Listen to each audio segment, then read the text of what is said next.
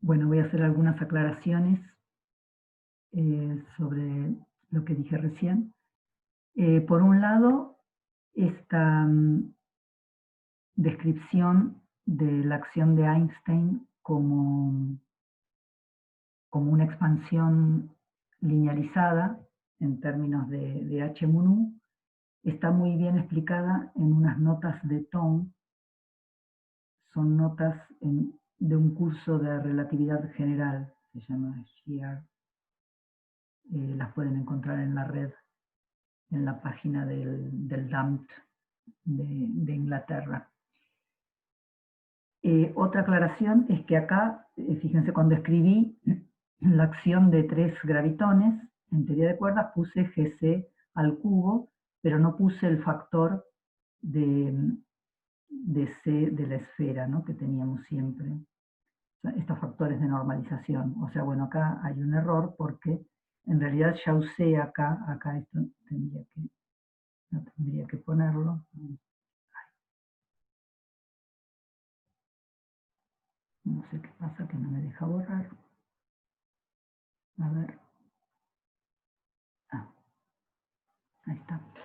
Entonces ya usé la relación que habíamos encontrado cuando comparamos la amplitud de 3 puntos con la de 4 en cuerda bosónica cerrada, habíamos encontrado que este factor CS2 era 8pi sobre alfa prima por Gc al cuadrado, y entonces el Gc al cubo, que aparece por los 3 operadores de vértice, cancela un cuadrado con el denominador y queda una sola potencia de Gc. Y este 8pi, este 4pi que aparece acá, tiene que ver con este 8pi y un factor, un medio que aparece. Bueno, esto es una aclaración.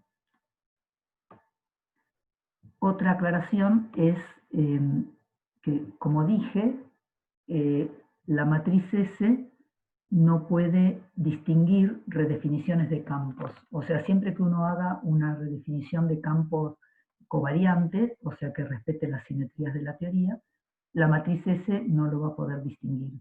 Entonces, en particular, digamos, como acá aparece en términos con derivadas superiores, uno podría hacer una redefinición de la métrica, así como multiplicamos antes por el factor del dilatón, pero uno podría también redefinirla agregando términos con algún coeficiente proporcionales al tensor de Ricci o al escalar de curvatura. O, bueno, otras cosas, o sea, uno podría redefinir la métrica con derivadas del dilatón, por ejemplo. Bueno, digamos, cualquier término que sea covariante, uno podría redefinir la métrica y la matriz S va a ser insensible, o sea, no va a distinguir entre una cosa y otra. Y este tipo de redefiniciones insertan en la acción términos que, por ejemplo, sean proporcionales al tensor de Ricci o al escalar de Ricci a órdenes superiores. Por ejemplo, la acción de orden de momento a la cuarta, además de tener este término de Riemann al cuadrado, podría tener términos, por ejemplo, Ricci al cuadrado, o términos de escalar de curvatura al cuadrado. Pero estos términos generalmente no se escriben porque son términos que se pueden eliminar de la acción haciendo estas redefiniciones de campos. Bueno, lo mismo, o sea, en todos los términos de orden superior en derivadas que aparecen en la acción efectiva de cuerdas, siempre van a ver que se escriben solo términos del tensor de Riemann y no aparecen tensores de Ricci o escalares de curvatura. Y esto es debido a estas redefiniciones que se pueden hacer. Bien. Otra aclaración importante es que hasta ahora solo consideramos cuerdas en el espacio-tiempo de Minkowski. Podríamos considerar cuerdas que se propagan en otros campos de fondo. por ejemplo, en otro espacio-tiempo, o sea, en un espacio-tiempo que no sea Minkowski, sino que sea algún espacio curvo. Y hacer esto es equivalente a tener una teoría de campos conformes distinta sobre la hoja de mundo de la cuerda. Por ejemplo, para una cuerda que se está propagando en un espacio-tiempo curvo, hay una generalización obvia de la acción de Polyakov, o sea, consideremos cuerdas en espacio-tiempo curvos.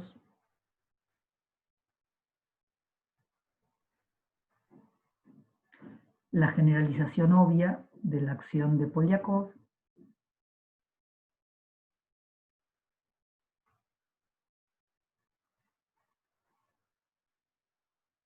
G, esta G ahora es la métrica de la hoja de mundo.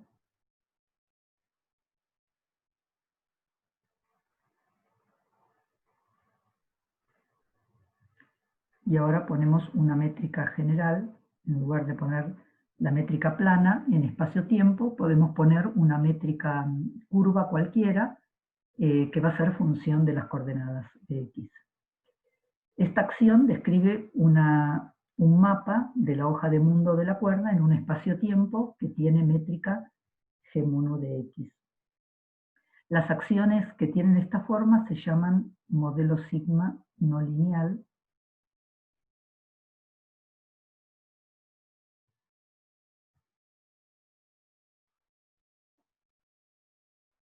Y el espacio-tiempo en este contexto, que está descrito por esta métrica G-MUNU, se llama el espacio target, o no sé cómo llamarlo. O sea, esta métrica define la métrica del espacio target o el espacio blanco, digamos, en el cual se mueve la cuerda. Pero ahora hay que hacer una aclaración importante, o sea, ya vimos que en el espectro de la cuerda que se propaga en el espacio-tiempo de Minkowski hay un gravitón, hay un estado de gravitón. Si queremos construir una métrica de fondo G-MUNU de X, deberíamos poder construirla con estos gravitones, o sea, con los gravitones que se obtienen en la teoría de cuerdas.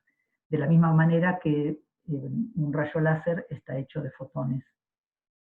Entonces, para ver cuál es la relación entre esta métrica G-MUNU de X con los gravitones que aparecen en el espectro de la cuerda, vamos a desarrollar esta métrica G-MUNU de X alrededor de la métrica plana. Vamos a considerar perturbaciones, ahora H-MUNU de X, alrededor del espacio plano. Entonces, ahora la función de partición que nos construimos con esta acción está relacionada a la función de partición que construimos en una cuerda de Minkowski de la siguiente forma, o sea, ahora la función partición va a ser la integral en X, la integral sobre las métricas de la hoja de mundo, por E a la menos la acción de Polyakov, menos D. O sea, estamos reemplazando esta métrica G-MUNU por eta-MUNU, que nos da la parte de la acción de Polyakov, y a este H-MUNU lo llamamos D. O sea, esto lo podemos desarrollar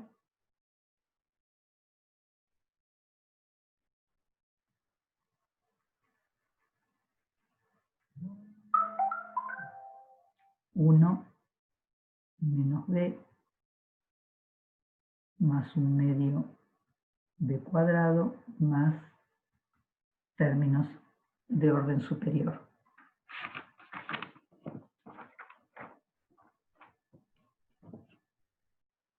Entonces, el término de la acción de Polyakov es la acción de Polyakov usual, donde la métrica es la métrica plana, y B es el equivalente a el operador de vértice del gravitón, o sea, este B es 1 sobre 4pi alfa prima por la integral en sigma raíz de g o menos g según la asignatura de la métrica, g a b derivada a de x nu derivada b de x nu por h mu nu de x.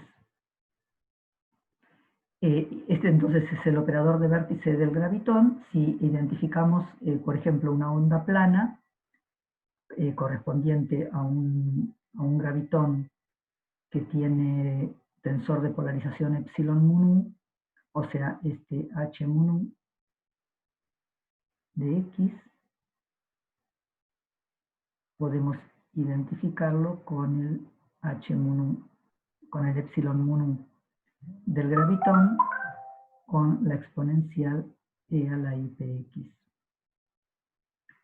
Y entonces de esta manera vemos que este operador B coincide con el operador de vértice del gravitón. Si introducimos un único operador de vértice en la integral funcional, esto equivale a introducir un único estado de gravitón, pero como si insertamos la exponencial de B, esto corresponde a un estado coherente de gravitones y cambia la métrica de la métrica plana a la métrica plana más h mu nu de x. Y entonces de esta manera es la manera en que la métrica curva de fondo se construye a partir de los gravitones de la cuerda. Es como un estado coherente. La métrica curva del espacio-tiempo se puede interpretar como un estado coherente de gravitones de la cuerda bosónica. Bueno, bosónica o cualquier otra cuerda. En el gauge conforme, ya vimos que la acción de Polyakov en el espacio-tiempo plano es una teoría libre. Y esto fue muy útil para cuantizar la teoría y para calcular el espectro y las amplitudes de scattering. Pero en un espacio-tiempo curvo, esto ya no es así. O sea, ahora tenemos una teoría interactuante y en general bastante complicada. Incluso en el gauge conforme, la teoría de la hoja de mundo se describe con una teoría de campos, que ahora va a tener la forma.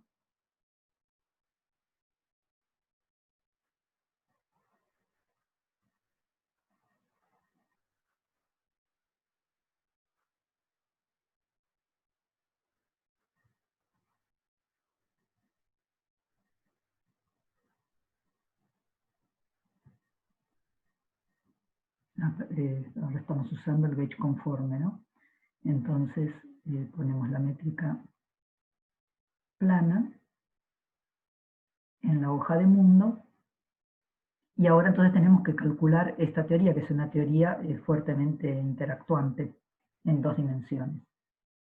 Entonces, para entender estas interacciones en más detalle, vamos a desarrollar alrededor de una solución clásica.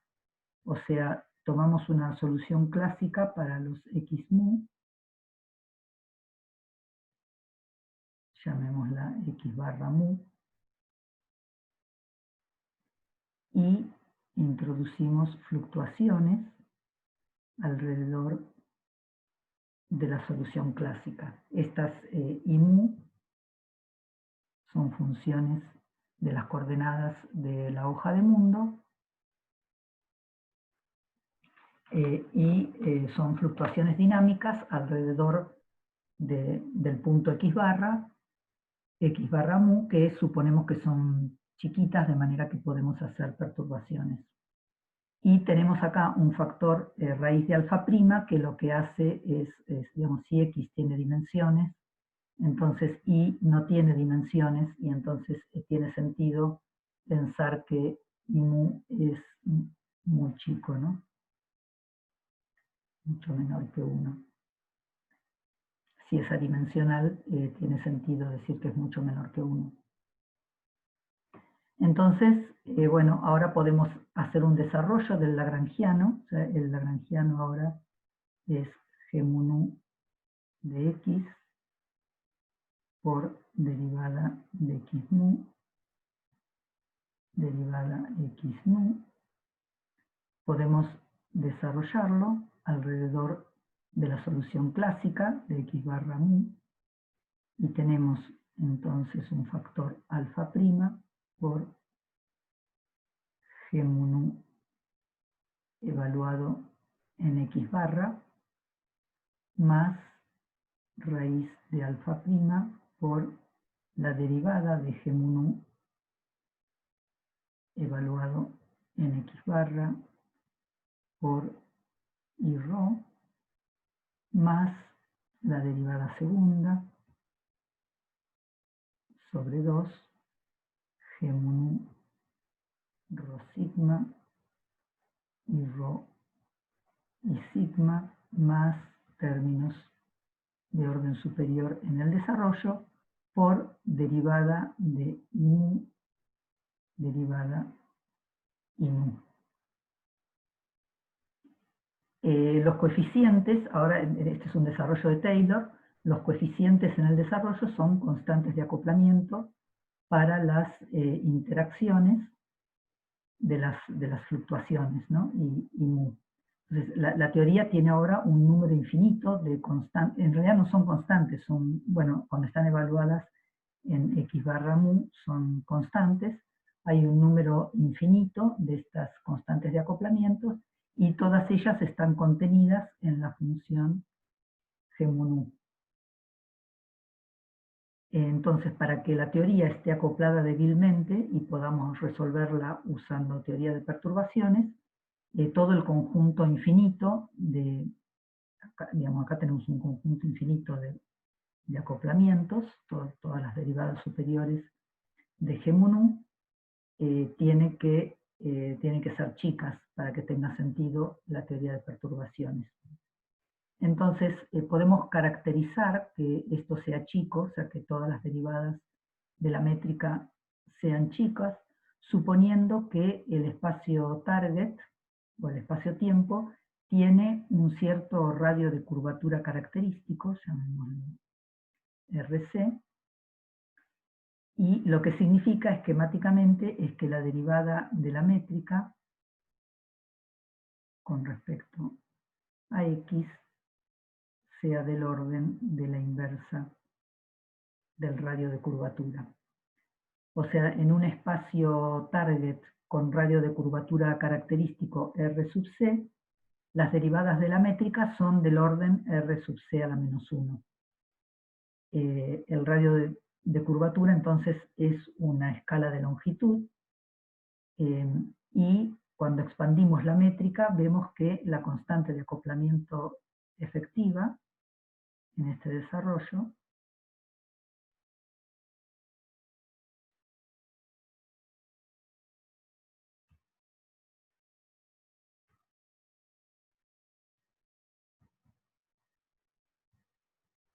es raíz de alfa prima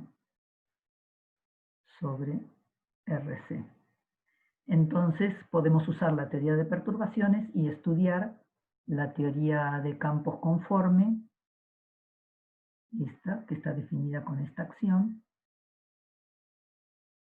si la métrica del espacio-tiempo solamente varía sobre escalas de longitud mucho mayores que la raíz de alfa prima, ¿no?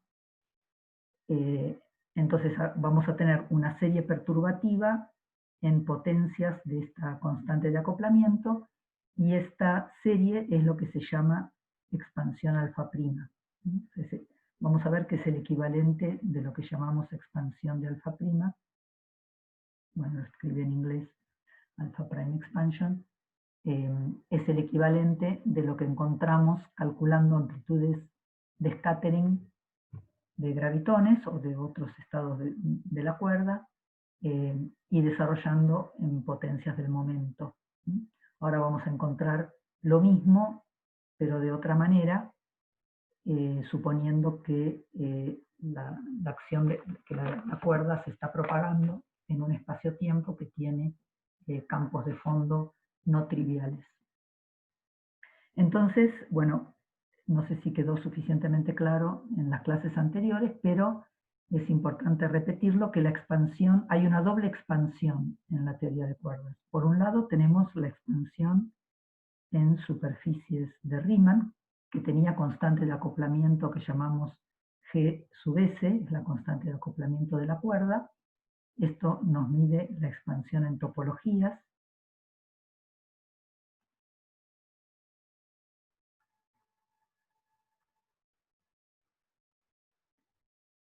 Es el desarrollo perturbativo de la teoría de cuerdas, y otra expansión en alfa prima, que es básicamente la expansión de la teoría de campos, expansión en derivadas, digamos, y esto lo podemos hacer en cada orden, o sea, en cada topología podemos hacer una expansión en derivadas que podemos describirla en términos de potencias de esta constante alfa prima.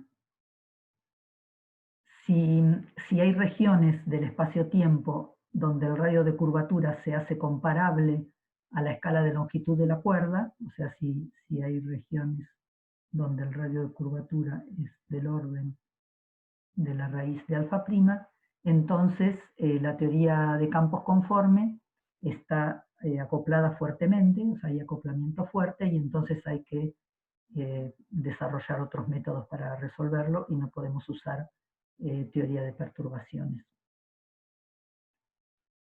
Clásicamente, la teoría, esta teoría, que está definida con esta acción,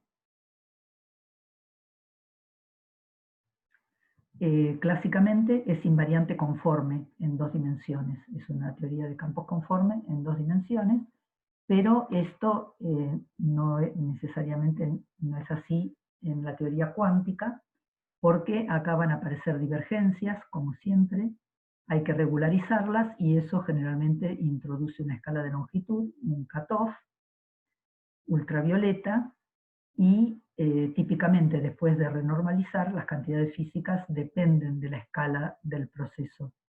Entonces se pierde la invariancia conforme. Hay muchas teorías que son clásicamente invariantes conformes, pero que pierden esa invariancia a nivel cuántico. El ejemplo más notable es Yang-Mills. Es clásicamente invariante conforme, pero no a nivel cuántico. Entonces, como dijimos varias veces, en la teoría de cuerdas, la invariancia conforme es una simetría de gauge y no podemos perderla, no se puede perder.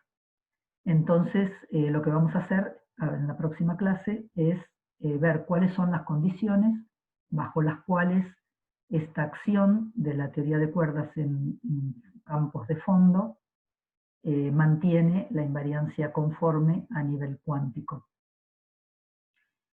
Adelanto un poquito, el objeto que describe cómo dependen los acoplamientos con la escala, o sea, supongamos que tenemos una escala mu,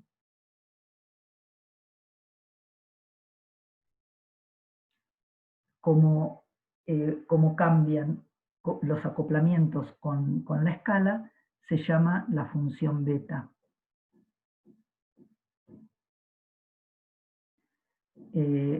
Como los acoplamientos son funciones ahora, en realidad habría que llamarla funcional beta, ¿no? Es una función de funciones. Pero bueno, esquemáticamente, por ejemplo, la función beta que está asociada a G, a la métrica, es la derivada de la métrica que va a estar evaluada perdón.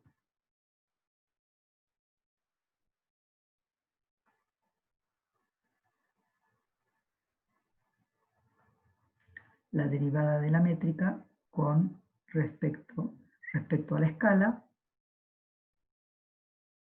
Esto es lo que se llama la función beta del grupo de renormalización. Nos mide cómo cambian los acoplamientos de la teoría con la escala, y para que la teoría sea invariante de escala a nivel cuántico, vamos a tener que pedir que la función beta del grupo de renormalización sea igual a 0.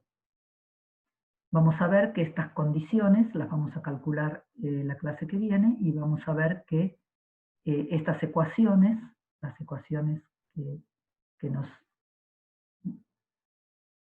dicen que la teoría es invariante conforme a nivel cuántico, van a ser equivalentes a las ecuaciones de movimiento que se obtienen de la acción efectiva de la cuerda que dedujimos esta clase a partir de las amplitudes de scattering de la cuerda. Esta va a ser una manera alternativa de obtener la acción efectiva de la cuerda, es calcular las funciones beta del grupo de renormalización, pedir que sean iguales a 0, identificar estas ecuaciones con ecuaciones de movimiento que se obtienen a partir de una acción, y esa acción es lo que se llama la acción efectiva de la cuerda. Y vamos a ver que esa acción coincide con la acción efectiva que calculamos a partir de las amplitudes de scattering de los estados de la cuerda. Son dos maneras alternativas de obtener la acción efectiva de bajas energías. Bueno, vamos a dejar acá esta clase, y la clase próxima vamos a calcular estas funciones beta.